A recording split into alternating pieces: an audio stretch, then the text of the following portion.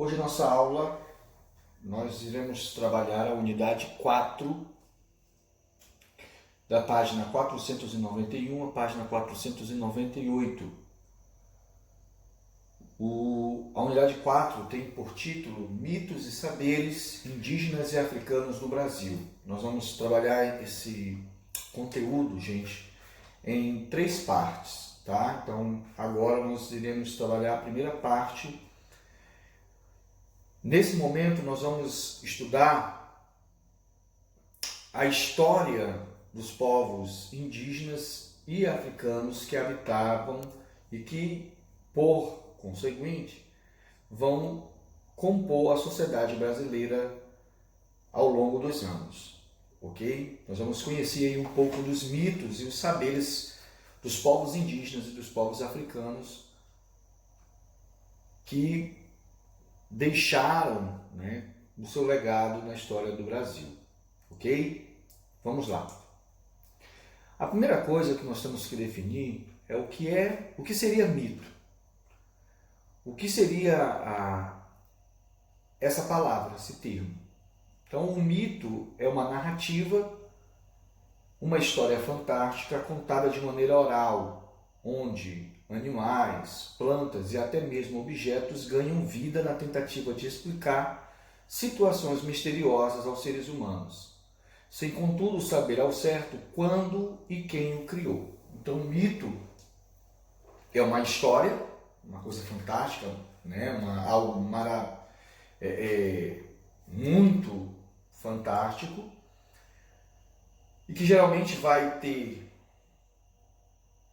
o objetivo de explicar determinado assunto.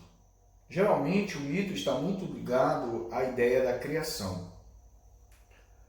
Uma outra característica do mito, além de animais ou plantas ganharem vida, ou seja, passarem a existir, nós vamos ver também nos mitos, que os mitos, geralmente, a gente não tem uma data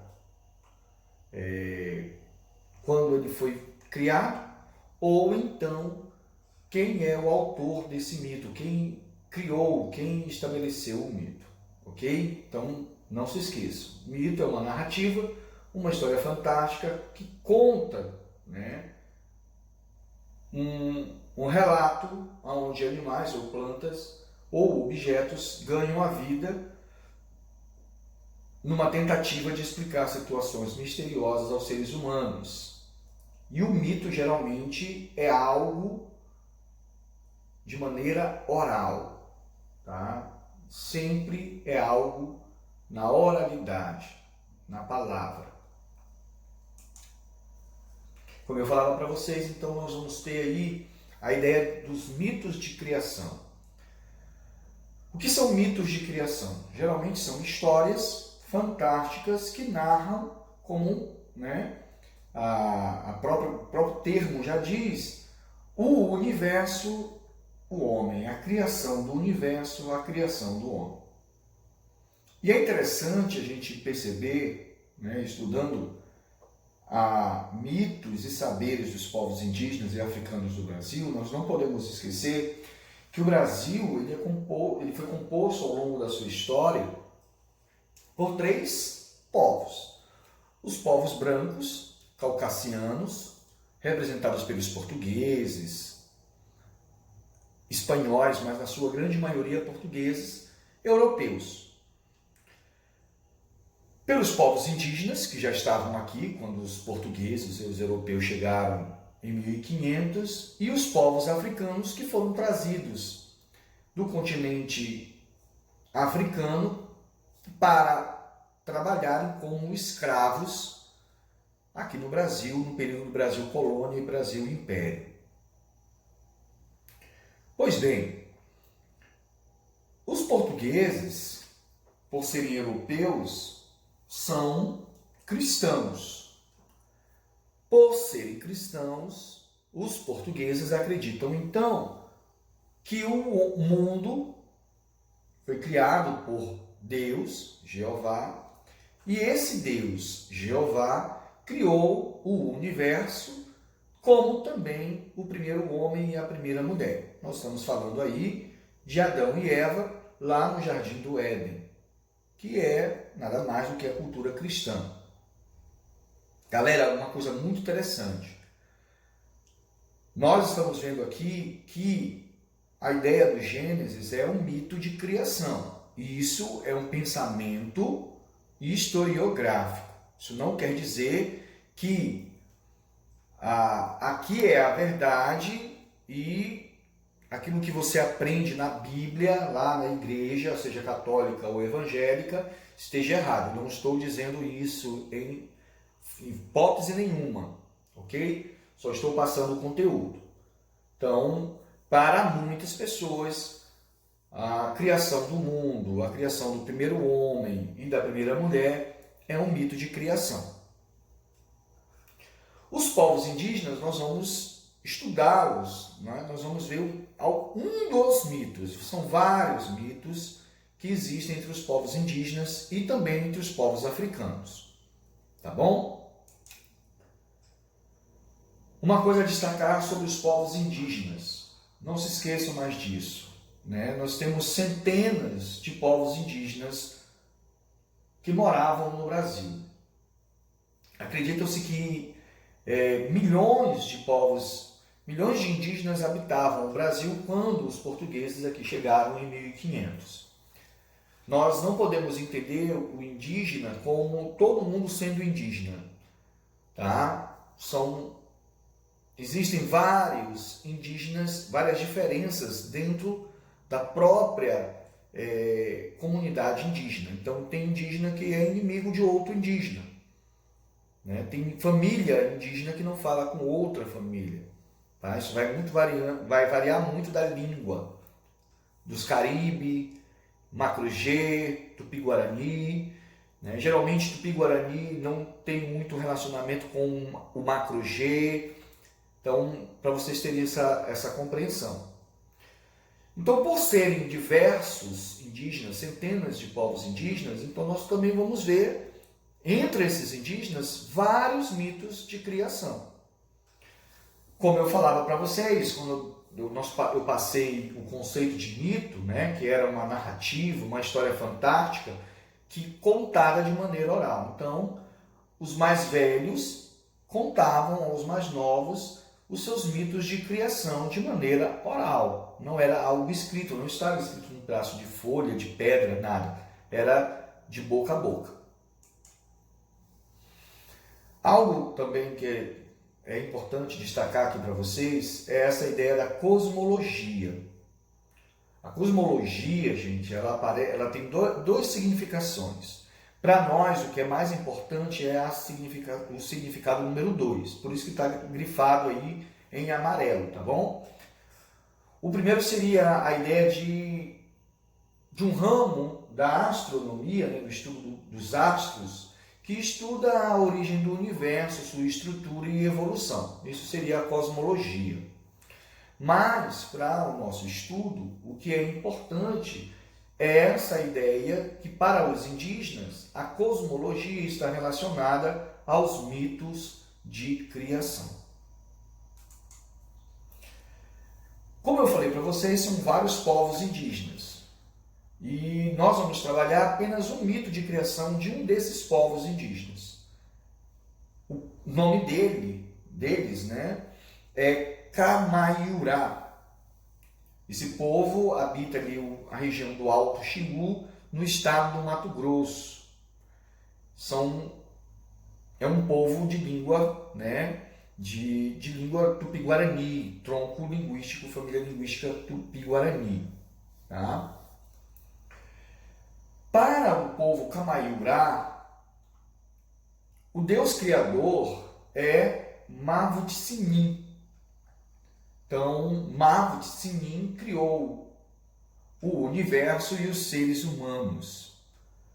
A palavra demiurgo que está em negrito aí, gente, é Deus Criador. É a palavra para Deus Criador. Ok? Então, Mavut-Sinim criou os céus, criou o universo e criou os seres humanos.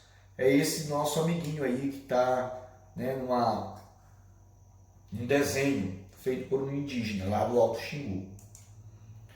Então, como é que aconteceu essa criação do universo dentro da cultura Kamaiurá? O Kamaiurá acredita que Mabutiçinin, né, ele pegou um pequizeiro, que é uma árvore que está muito comum no Cerrado do Brasil, que de onde vem o piqui. Eu trouxe para vocês aí uma imagem, né, de um piqui. Isso é muito comum, você ver as pessoas ali na região do Mato Grosso, Goiás, Minas, usar o piqui como alimento, tá? A gente cozinha ele, é uma delícia.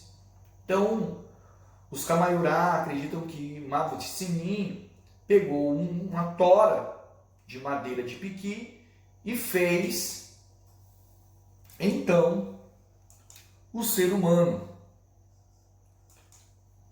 Após ele ter talhado, né, ter desenhado nessa tora uma figura dos seres humanos, então o Mabutiçinin ele soprou fumaça, ele jogou fumaça sobre essa madeira, esse ser humano, essa figura de humano, e aí eles ganharam vida. E aí nós temos a primeira mulher, que seria a mãe dos gêmeos Sol e Lua. Ok?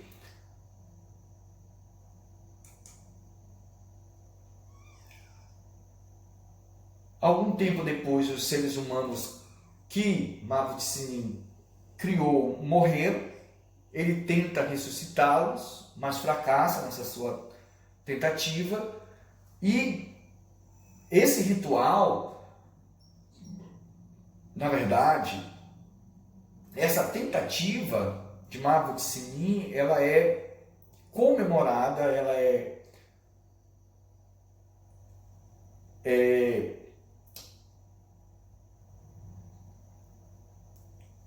mostrada no ritual chamado Quarupi. Né? Os Kamaiurá, eles todo ano fazem esse ritual, que é pegar uma madeira de piqueazeiro, tá bem aí, ó, eles estão talhando, fizeram ali um desenho e estão pintando, né, quadrados, linhas. E esse tronco, então, vai dar a ideia de uma pessoa que morreu alguns meses ou algum tempo, um determinado tempo atrás, e ele está sendo reverenciado no ritual do Quarupi. Ok? Todo ano os Camuirá fazem, realizam o ritual do Quarupi. Para terminar, gente, para os Kamaiurá, eles acreditam que Mabutiçinin criou povos pacíficos. Então, eles se autoproclamam como pessoas pacíficas, né? Indígenas que não são briguentos, não gostam de brigar. E os povos que gostam de brigar, né, se degladiar, né, se ofender, eles não foram criados por Mabutiçinin. Quem criou foi a cobra. Lembra que eu falava para vocês que nos mitos de criação, nos mitos, é comum animais, objetos, plantas ganharem vida. Perdão. Então aqui nesse caso, a cobra ela adquiriu vida e criou então os povos agressivos. E aí eu vou mostrar para vocês algumas imagens de alguns desses povos que para os Kamaiurá são povos agressivos. São inimigos dos Kamaiurá. O Kamaiurá é Tupi-Guarani. Então o povo Iujá é inimigo dos Kamaiurá porque um povo fala a língua juruna. Outro inimigo são os Tucachamamãe, que são índios Caiapó. E os Suiá, que são Kisejijê. No mito de Mabutiçinin, galera, a gente tem como evidenciar 3 tempos de periodização, ou seja, um tempo linear. Primeiro, o tempo mítico, que é a criação dos seres humanos. O tempo dos avós, que é seria o período antes do contato do conquistador e posterior à criação dos homens, e o tempo presente, que é após o contato com o conquistador até os dias atuais. E aí tem uma observação. O tempo presente não apaga, ou não apagou, ou ignorou o tempo mítico, pois este último até hoje está presente na vida dos Kamaiurá. Como assim, professor? Porque até hoje os Kamaiurá, através do ritual do Quarupi, lembram do tempo mítico, da criação do homem por Maputitsini. Agora vamos ver então, gente, os povos africanos. Primeira coisa que a gente tem que lembrar, nós já trabalhamos, nós já até conversamos isso em sala de aula, não se esqueçam, a África ela é considerada o berço da humanidade. Né? Nós temos aí os vestígios arqueológicos, vestígios fósseis, ossos, né? Crânios dos primeiros hominídeos que vão, né, surgir ali na África, na pré-história. Como no Brasil também existia ou existe uma diversidade, muitos povos indígenas, na África também havia vários povos africanos, né, diferentes entre si. A gente não pode esquecer que a cultura africana ela é milenar, ela é de milhares de anos atrás. E ela é passada de maneira oral, a oralidade. E aí, como nós trabalhamos lá com os indígenas, o povo Kamaiurá, né, dentre vários outros povos, aqui nós vamos trabalhar apenas um povo, que é o povo Iorubá, um povo que morava, residia e até hoje ainda reside numa região chamada África Ocidental, né, às margens do Oceano Atlântico. Alguns Iorubá foram trazidos de África para o Brasil no período do Brasil colônia, para trabalharem como escravos, escravizados no Brasil. E aqui esses negros Iorubá passaram a ser chamados de Nagô. Tá? Aí eu trouxe para vocês a região onde eles estavam habitando. Tá vendo?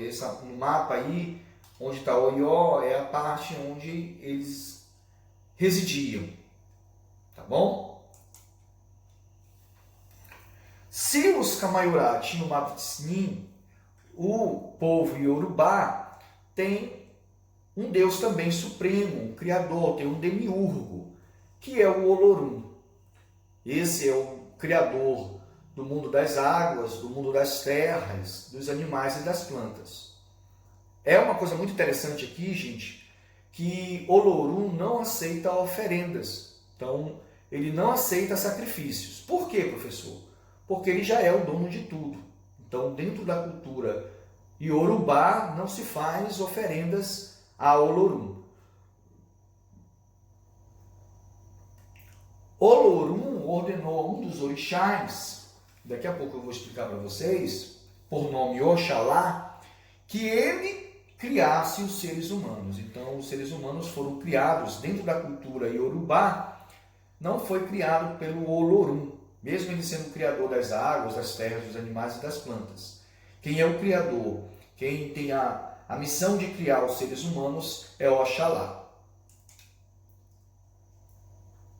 No século XVI, com a chegada dos primeiros africanos no Brasil, gente, nós vamos ver então essa mitologia chegando ao Brasil também, acompanhando os negros, né? Eles aqui vão também, não vão deixar de ter a sua fé, mesmo eles sendo aqui obrigados a se converterem ao catolicismo. Então os negros, de uma maneira muito sutil, de uma maneira muito escondida, né? Às vezes escondidas mesmo, lá dentro da senzala, eles praticavam seus cultos aos orixás, aos seus deuses, diferentemente. Mas na frente do seu patrão, do seu senhor, ele tinha ele demonstrava que estava convertido ao catolicismo. E isso gerou o que a gente conhece como sincretismo religioso, que na verdade nada mais é do que a mistura de religiões. Então, partes da religião católica foram incorporadas dentro da religião africana para o quê? Para que os escravos não pudessem receber penalidades. Tá? Eles não poderiam cultuar os seus deuses, então eles cultuavam de maneira escondida. Isso é uma resistência, gente. Tá? Mas aí eu trouxe para vocês um conceito de sincretismo religioso. Reunião de diferentes doutrinas para a formação de uma nova o quê, professor? Nova doutrina, mantendo-se características das originais. Como é que isso acontecia na prática? É o que eu já até tinha adiantado para vocês. Os escravos, lá na calada da noite, ou durante o dia mesmo, escondidos, associavam as imagens dos santos católicos aos deuses de sua religião. Então vamos supor, pegava lá a imagem de Iemanjá, que é um orixá, que é a mãe das águas, e associava essa orixá a uma santa católica. No caso da Iemanjá, como nós vamos ver, a Nossa Senhora da Conceição. Ok? O que é esse culto aos orixás? Quem são os orixás? São entidades que correspondem às forças da natureza. As forças da natureza: água, vento, trovão, terremoto, tsunami.